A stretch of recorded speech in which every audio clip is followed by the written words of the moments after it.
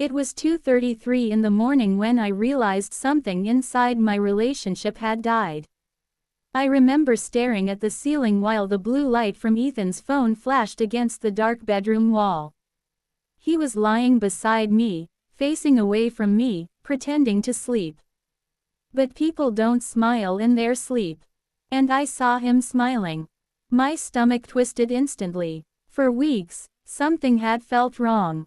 Tiny things at first. The kind of things you try to ignore because the truth feels too terrifying to face. The late night showers. The hidden phone screen. The sudden silence whenever I walked into the room.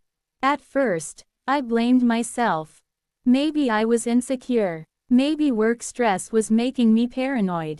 But that night felt different. Heavy. Like my heart already knew what my mind was too scared to admit. Then his phone lit up again. "I miss you already." My entire body froze. A second message appeared. "Tonight was amazing." I stopped breathing. Beside me was the man I loved for 4 years. The man I planned a future with. The man I trusted with every broken part of me. And suddenly, he felt like a stranger. I wanted to scream. I wanted answers. I wanted him to tell me I was misunderstanding everything. But deep down, I already knew the truth. And what terrified me most wasn't losing him. It was realizing he might never have been mine at all. I closed my eyes and pretended to sleep that night, but my mind wouldn't stop racing. Every memory suddenly felt suspicious.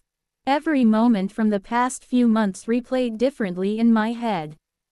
Things that once looked normal now felt obvious. And the worst part, I still loved him. That's the humiliating thing about betrayal. Your heart keeps fighting for someone your instincts are begging you to run from. The next morning, Ethan kissed my forehead before work like nothing had happened. "Love you," he said casually. I forced a smile. "Love you too." The lie burned in my throat. The crazy thing is, Ethan used to feel like home. We met during college after I spilled iced coffee all over his notebook. I panicked and apologized 100 times, but he just laughed and said, "Well, I guess we're bonded for life now." That was Ethan. Funny, easygoing, charming without trying. We became inseparable almost instantly. Late night drives with cheap fast food. Movie marathons on tiny couches. Dancing badly in the kitchen at midnight. Dreaming about our future like it was guaranteed. For years, I honestly believed I had found my forever person. After graduation, Ethan got a marketing job downtown while I started working in real estate. We moved into a small apartment together. Nothing fancy.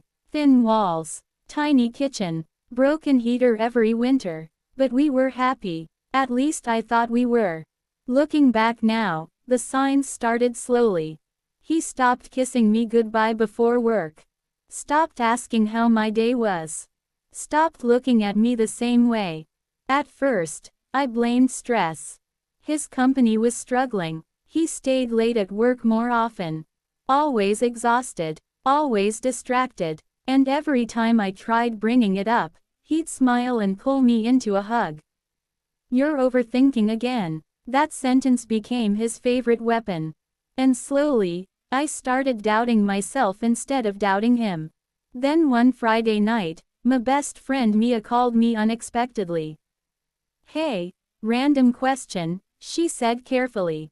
"Is Ethan with you tonight?" "No," I answered slowly. "Why?" There was silence for a moment. "I think I just saw him at Riverside Lounge." My stomach tightened. Riverside Lounge wasn't anywhere near his office. What was he doing there? Another pause. He was with a woman. I remember forcing out a laugh. "Probably a coworker." "Maybe," Mia replied softly. But her voice told me she didn't believe it. Neither did I. Still, I defended him. That's the embarrassing thing about love. Sometimes you become a lawyer for the person destroying you. And that night, when Ethan came home at 1 in the morning smelling like expensive perfume that definitely wasn't mine, I still convinced myself everything was okay. The next few weeks became emotional torture. Every little thing felt suspicious. His phone was never out of reach. He suddenly cared more about his appearance. New cologne, new clothes, new gym membership, and less interest in me. One night, I reached for his phone to check the weather. He grabbed it instantly. Too instantly. Our eyes locked. "You don't trust me?" he asked. And somehow, he made me feel guilty. I apologized. Can you believe that? I apologized to the man betraying me. But deep down, the doubts kept growing louder. Then came the first real crack. One evening, Ethan fell asleep on the couch after drinking wine during dinner. His phone buzzed beside him. Normally, I would never check. But something inside me snapped. So I picked it up. And there it was. Hundreds of messages, photos, late-night conversations, plans to meet again. Her name was Chloe, 24 years old, worked at a gym nearby. And apparently, she had been sleeping with my boyfriend for 3 months. 3 months. While I was planning vacations with him. Talking about marriage. Building a future. My vision blurred while reading their messages. Then Ethan woke up. The moment he saw the phone in my hand, his face lost all color. "Claire, how long?" I whispered. He immediately started crying. I swear it didn't mean anything. That sentence. Every cheating story includes that sentence. Like betrayal somehow hurts less if emotions weren't involved. "How could you do this to me?" I screamed. He grabbed my hands desperately. "I made a mistake. A mistake. For 3 months." But then he said the words that broke me completely. "She's over. I ended it already." And somehow, I believed him. Because I loved him. Because 4 years together felt impossible to throw away overnight. So against my better judgment, I gave him another chance. Biggest mistake of my life. For a while, things actually improved. Flowers. Date nights. Apologies. Therapy promises. He became attentive again. And slowly, I started trusting him. That's the dangerous thing about hope. It can blind you worse than love ever could. Months passed. Life felt almost normal again. Almost. Until one Tuesday evening changed everything forever. Ethan was in the shower when his laptop lit up with a message notification. I wasn't trying to snoop. But then I saw the message preview. "Can't stop thinking about last night." My blood ran cold instantly. Not Chloe. Another woman. Sophia. My hands shook while opening the conversation. And suddenly, everything shattered for the second time. Photos. Videos. Hotel reservations. Messages talking about me like I was some obstacle standing in the way of their happiness. I felt humiliated. Not just betrayed. Humiliated. Because this time, he cheated while pretending to rebuild my trust. That was the moment something changed inside me. The first betrayal broke my heart. The second one destroyed my sympathy. I stopped crying. Instead, I got angry. Very angry. And Ethan had absolutely no idea what was coming next. That night, after Ethan fell asleep, I sat alone in the bathroom with tears running silently down my face. I stared at myself in the mirror and barely recognized the woman looking back at me.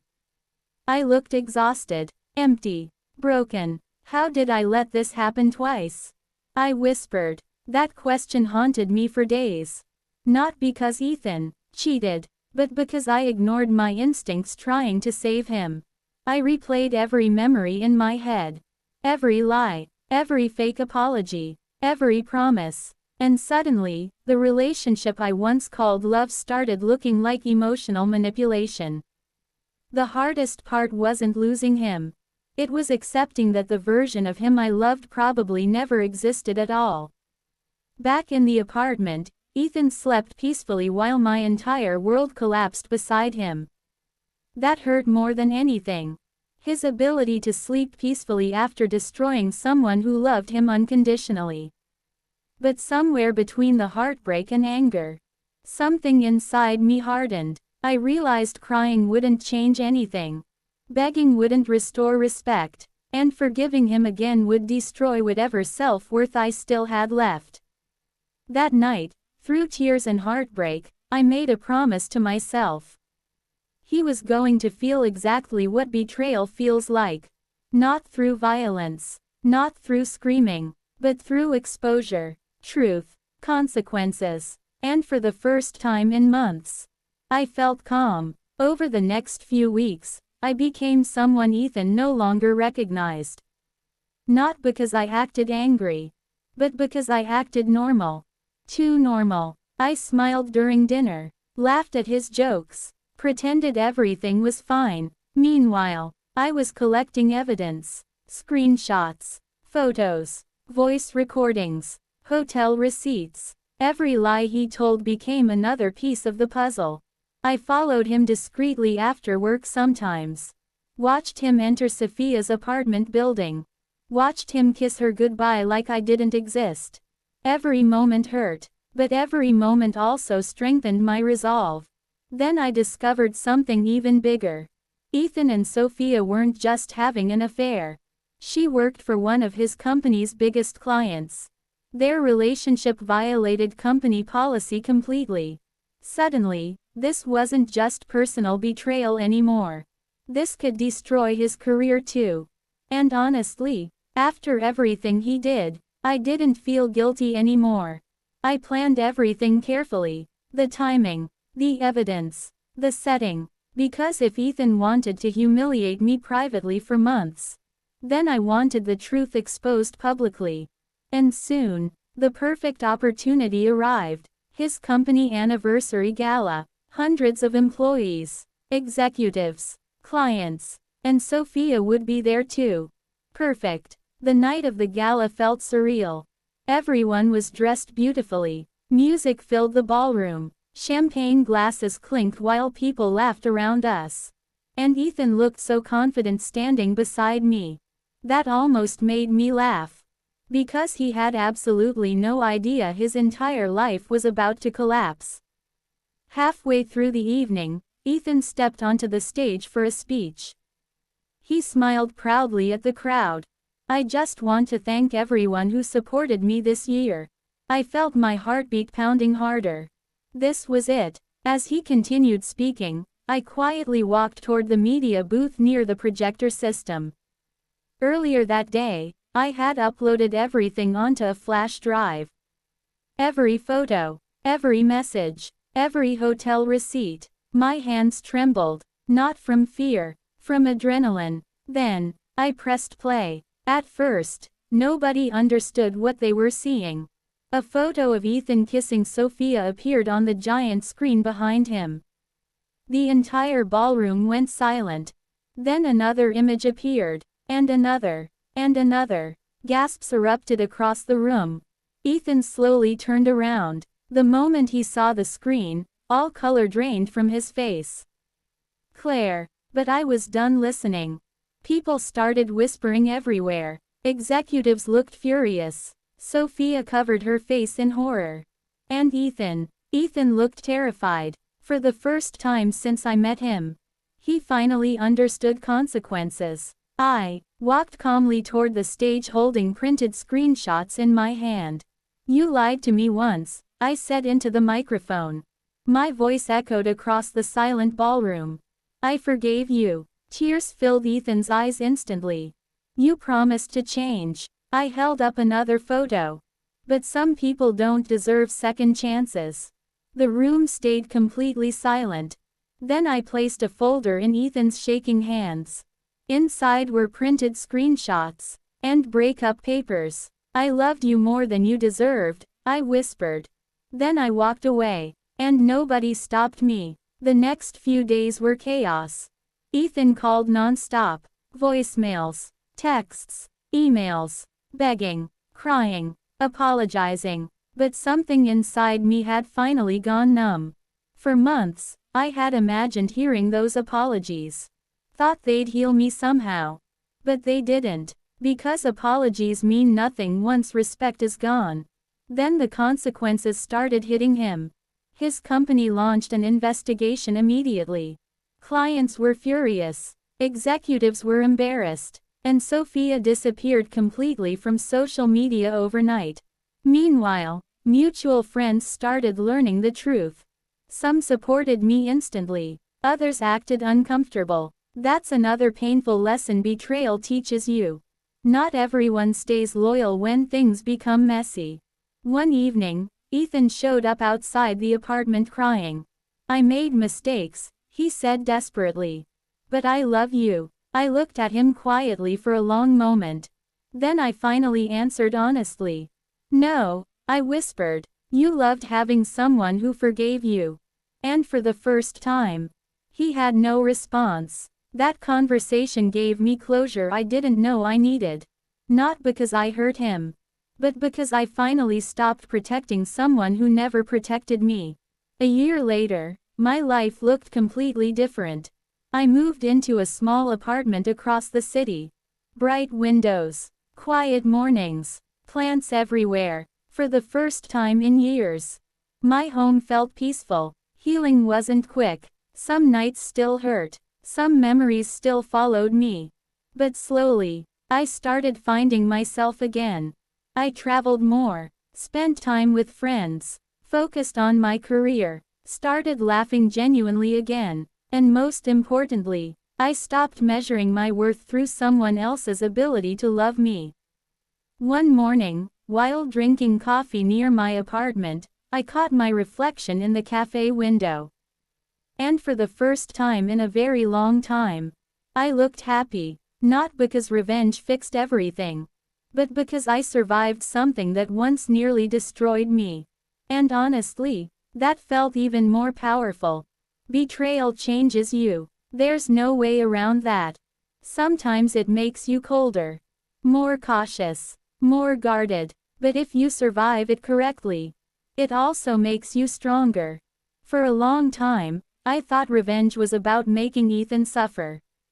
But eventually I realized something important. The real revenge was refusing to let his betrayal define my value. Because cheating says everything about the person betraying you, and nothing about your worth. I learned that love without respect is dangerous. That forgiveness without change is self-destruction. And that sometimes walking away is the bravest thing you can do. Do I regret exposing him publicly? No, because lies survive in silence. Truth deserves sunlight, but more than revenge, I'm proud that I finally chose myself. Even after heartbreak, even after humiliation, even after loving someone who broke me twice.